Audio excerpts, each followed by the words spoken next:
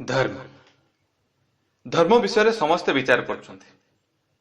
केही निज धर्म विषय तो आउ के अन्य धर्म विषय कहारी ना कहारी धर्म को नहीं चर्चा तो सब बेले होता है। केही एभली व्यक्ति नहीं जे धर्म विषय विचार करना किंतु वास्तव में धर्म कौन कौन केही बुझी पारछन्ति कि धर्म वास्तव में कौन।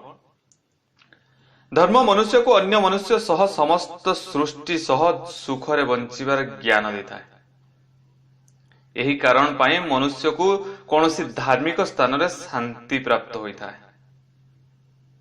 कौन ये आपणकर अनुभव नुहे? अर्थात धर्म मनुष्यर सबु संघर्ष को नाश करिता है। किंतु ये केमिति संभव कि जने मनुष्य सह अन्य जनकर कौनसी संघर्ष ही न थाए?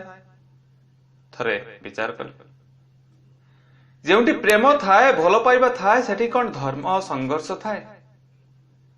आपण कहबे हाँ निश्चय थाए, किंतु आपण टिके अधिक विचार कले जानी परिबे जेबे संघर्ष हुए से समय रे प्रेमर स्मरण मध्य थाए, किंतु से समय इच्छा जागृत हुए, क्रोध जागृत हुए, अहंकार भी जागृत हुए, किंतु प्रेम प्रेम केबे भी जागृत ही न था।